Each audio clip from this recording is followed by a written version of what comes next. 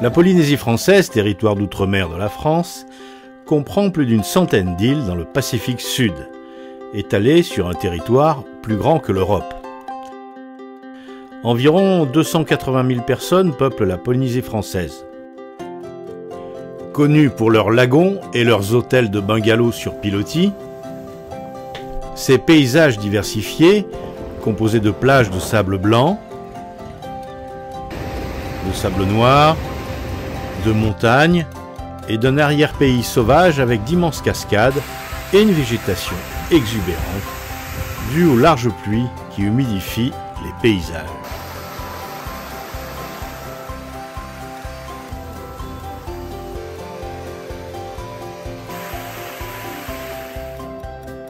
L'agglomération de Papeete est le cœur de la Polynésie française et représente 10% de cette population, environ 28 000 personnes. Le climat, qui est agréable toute l'année entre 24 et 28 degrés, il est ce que l'on appelle du type tropical humide. C'est-à-dire qu'il y a un cycle annuel qui est bien marqué, qui se caractérise par des pluies fortes en saison chaude, qui deviennent souvent faibles en saison sèche. La saison des pluies débute en novembre et s'achève en avril.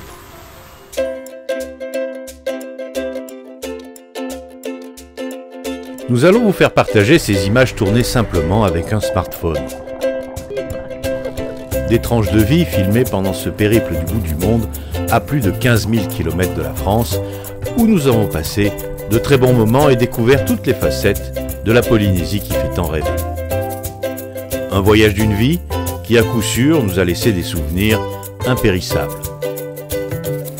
Si vous prévoyez de venir en Polynésie, il n'est pas inutile de vous dire qu'il faut prévoir rester plusieurs semaines, car le décalage horaire est de 12 heures avec la métropole.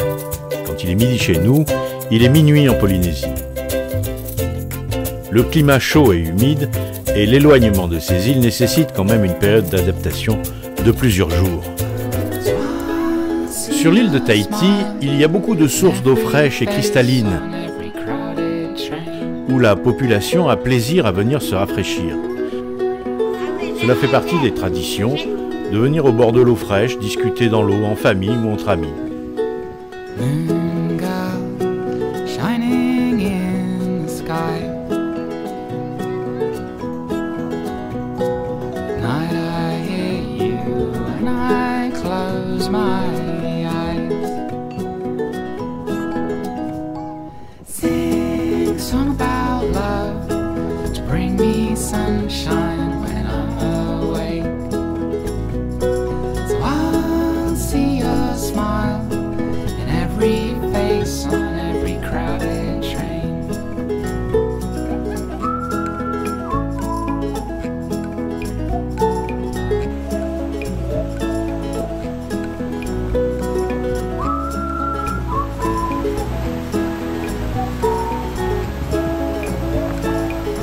L'histoire du surf en Polynésie française est profondément ancrée dans la culture locale.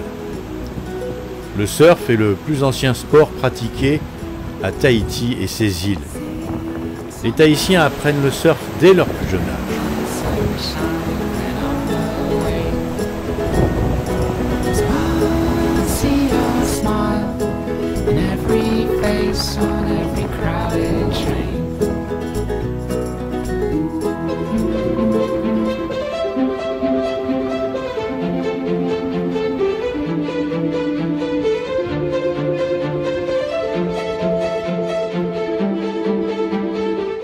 Puisque l'on parle de surf, on n'a pas résisté à l'envie d'aller voir la fameuse vague de Taupo, qui est située à environ 70 km au sud de Tahiti.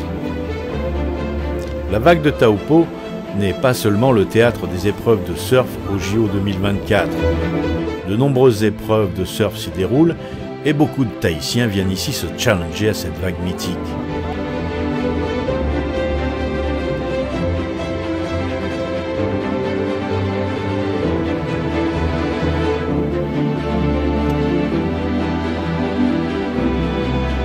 Cette vague est particulièrement belle parce qu'elle est très massive, quasi tubulaire et située dans un cadre paradisiaque, mais elle est dangereuse.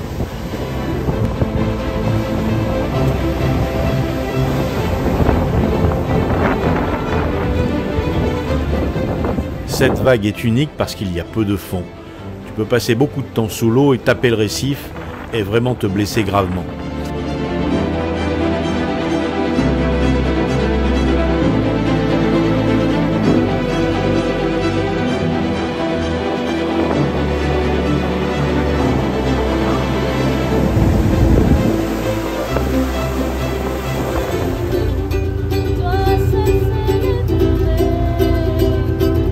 Lors de la préparation de notre séjour, des amis nous avaient conseillé d'opter pour une croisière aux Marquises à bord de l'Aranui. Ce navire vous emmène jusqu'à des contrées lointaines où il ravitaille de petites communautés vivant hors de la civilisation.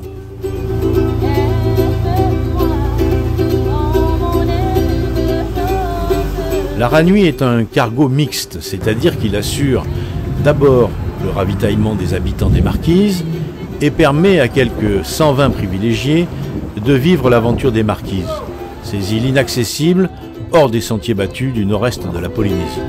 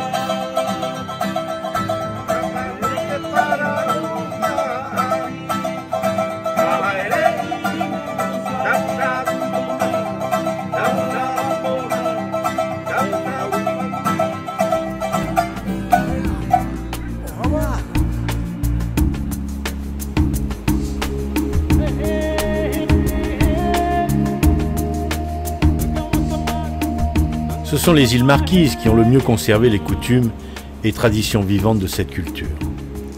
Les tikis sont des statues présentes sur la majorité des îles du triangle polynésien. Fabriquées en pierre ou en bois, elles représentent un personnage mythique, mi-homme, mi-dieu, qui aurait donné naissance au premier homme, selon les légendes polynésiennes.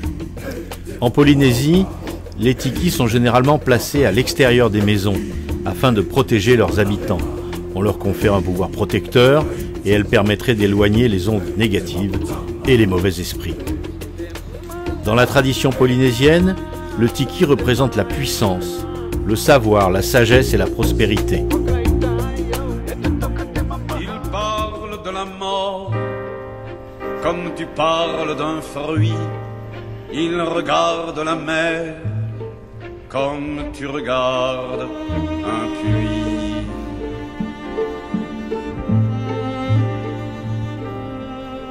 Les femmes sont lascives.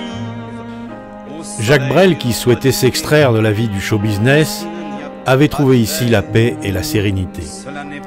Il voulait s'installer ici et avait de grandes ambitions pour aider les Marquisiens. Il voulait créer une petite compagnie d'aviation pour désenclaver ces îles sans moyen de communication. Malheureusement, la maladie ne lui en a pas laissé le temps.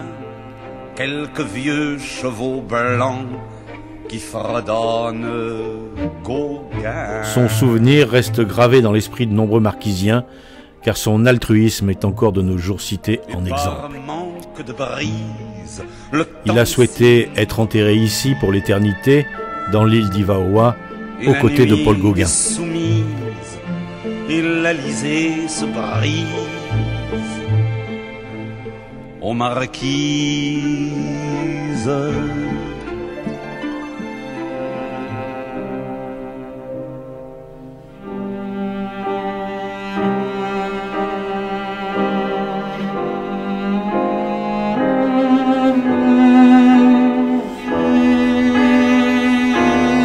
Avant lui, Paul Gauguin était venu aux Marquises et avait trouvé en ces lieux le même repos et la quiétude de l'âme que Jacques Brel.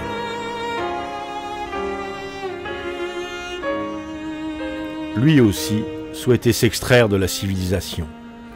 Il avait écrit à son épouse « Je pars pour être tranquille, pour être débarrassé de l'influence de la civilisation. Je ne veux faire que de l'art simple. Pour cela, j'ai besoin de me retremper dans la nature vierge. »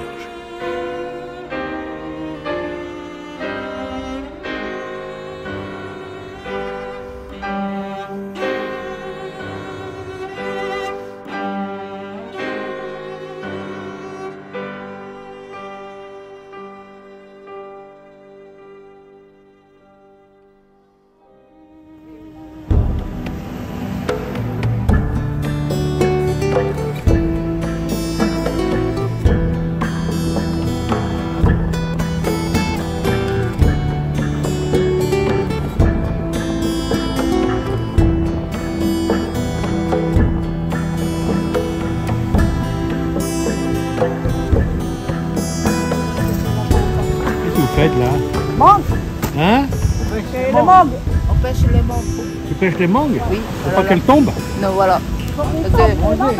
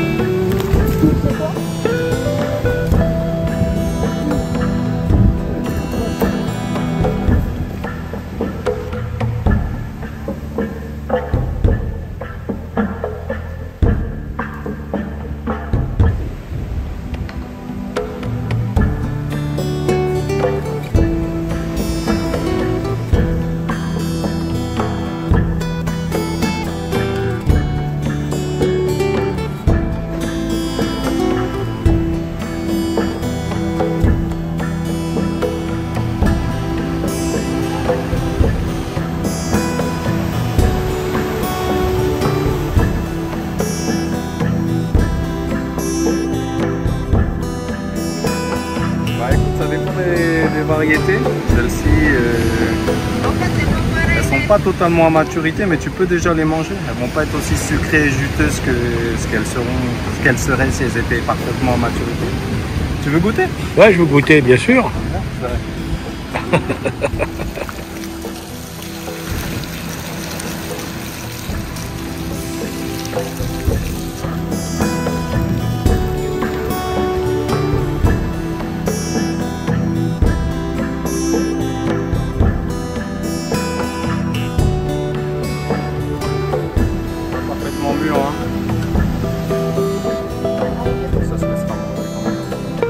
Ramasser à l'instant.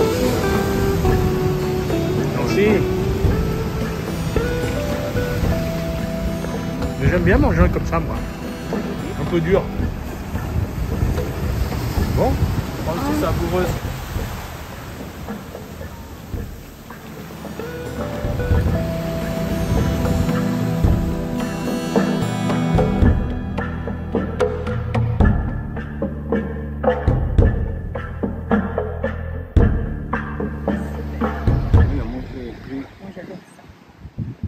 Agnès, elle aime bien le poisson cru. Et toi, tu pêches du poisson aussi? Oui. Ah oui. Oui, je pêche, je chasse. Les deux. En bateau, apnée. en apnée, avec le fusil. Voilà. J'aime bien. T'aimes bien ça? J'aime pas trop pêcher avant, hein. Pêcher à la ligne, pas bon. Ouais. Tu vois pas le poisson. Tu préfères le... Je vais faire plonger, voir mon poisson. Ouais, là. c'est plus... C'est Un beau sympa. poisson qui vient là. Je dis, hey, c'est à moi ça. Après, tu t'enfilais. Oh là là. Au four. Ou sinon, le feu, barbecue, comme ça.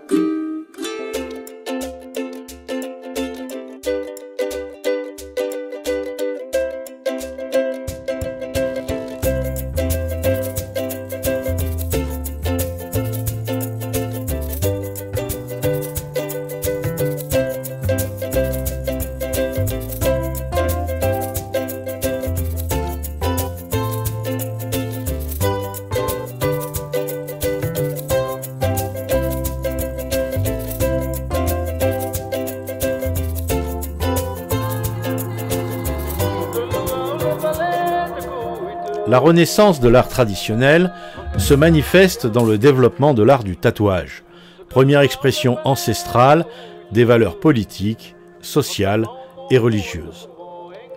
Aujourd'hui, le tatouage est à la fois une décoration et un ornement pour le corps, où l'esthétique des motifs révèle des significations ancestrales et originelles. La pratique du tatouage marquisien s'appelle le patutikii. C'est un symbole de force et de virilité. Aux marquises, le visage était la première partie du corps à être tatoué chez les membres les plus influents de la communauté.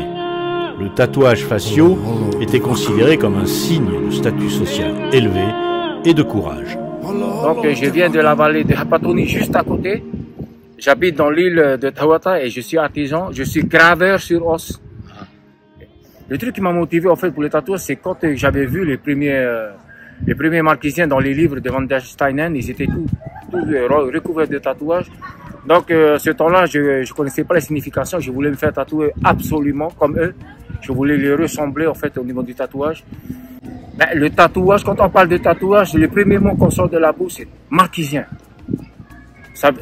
Il y a des îles qui ont de chaque motif, de Tuamotu, tout ça, mais le tatouage, quand on parle de tatouage, tout le monde dit marquisien. Le premier mot qui vient dans leur tête, c'est marquisien. Donc pour moi, c'est très important. Et maintenant, ça s'est propagé partout. C'est parti en Europe, il y en a beaucoup qui le portent. Il y a une fierté quand même Enfin, moi, je suis fier de ça parce que, voilà, moi, je reconnais, même un Européen ou n'importe qui que je rencontre ailleurs, je peux lui dire, bon, ce motif-là, ça vient de chez moi. C'est vrai que les marquises ont été un peu les initiateurs du tatouage dans le monde. Bien sûr, bien sûr. Et les autres îles est venu bien après. Mais à chaque fois, par exemple, il y a des tatoueurs tahitiens ou des tatoueurs des Tuamotu, ils s'inspirent à chaque fois des motifs marquisiens. Ensuite, ils commencent à raccorder avec les motifs de chez eux. Mais la plupart du temps, la plupart des motifs qu'ils utilisent pour tatouer les gens, c'est les motifs qui se trouvent dans les livres de Van der Steiner, les motifs marquisiens. Et les tatouages que tu as sur le corps, c'est pas improvisé, ça veut dire quelque chose. Ça veut dire quelque chose. Il y a un peu l'histoire de ma petite famille aussi. Donc il y avait pas mal de gens qui avaient demandé ça. Moi j'ai gardé pour moi. J'ai jamais, je le dis jamais parce que bon, il y a des côtés, il y a des tatouages positifs, négatifs. Donc voilà. C'est selon les événements qui s'est passé. En tout cas, tu es magnifique. C'est très beau. Magnifique, merci.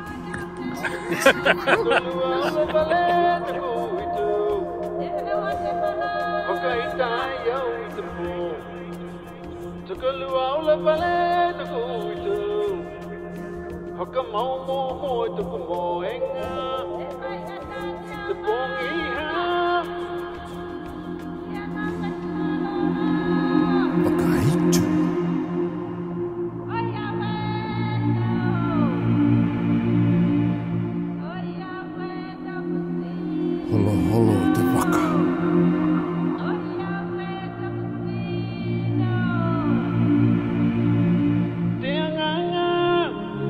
Holo holo te waka. Holo holo te waka. Tumai, tumai. Oheala, oheala.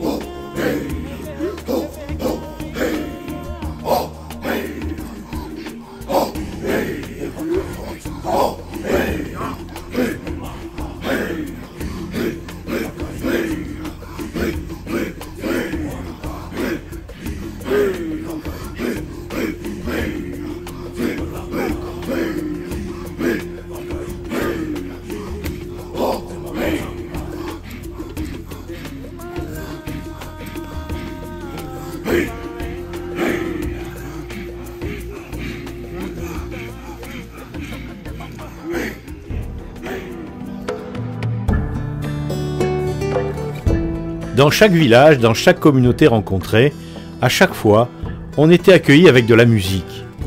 La musique et la danse sont indissociables et font partie de l'identité culturelle polynésienne. En 1768, Bougainville écrivait au sujet des Polynésiens que le caractère de la nation nous a paru doux et bienfaisant. Il ne semble pas qu'il y ait dans l'île aucune guerre civile, aucune haine particulière. Nous sommes convaincus que les Tahitiens ont une bonne opinion les uns envers les autres et qu'ils ne la remettent pas en question. Les Marquisiens sont des gens gentils et souriants. Un vrai bonheur pour les touristes que nous sommes de partager cette joie de vivre qu'ils nous communiquent.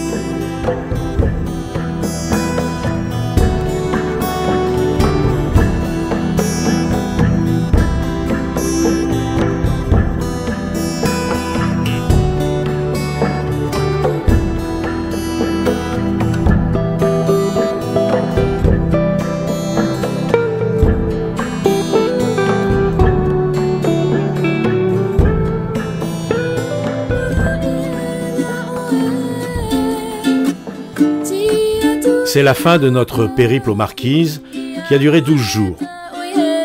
L'opportunité d'explorer 6 îles reculées en découvrant la vie locale, leur paysage unique et la culture marquisienne.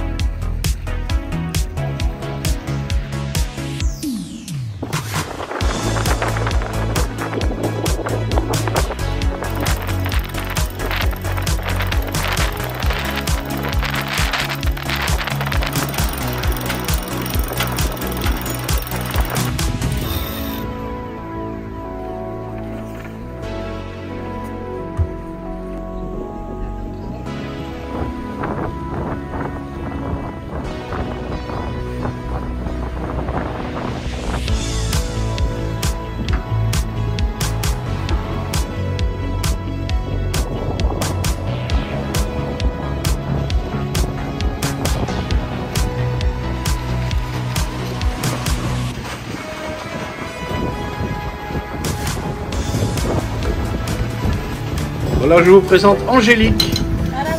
Angélique, c'est la jeune fille qui nous fait à manger et elle fait super bien à manger. Hein? Qu'est-ce que tu nous fais de bon à midi? Midi, ce sera des délices de tendon. Bien. Avec olive, persil, oignon avec. C'est bon ça. Continue, je t'embête pas plus.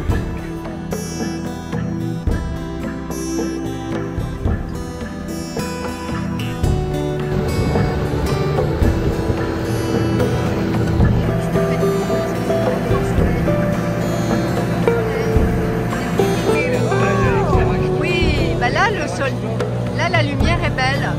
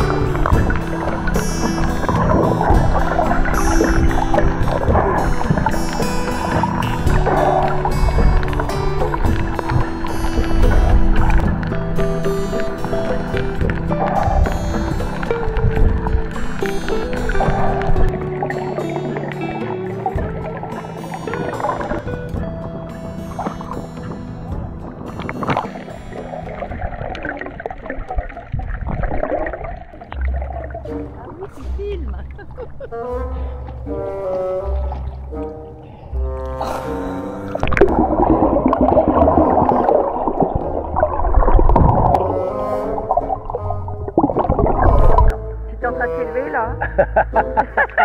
T'es en train de filmer? Bonjour, je cherche Agnès. Elle est où Agnès? Et Patou, arrête de filmer s'il te plaît.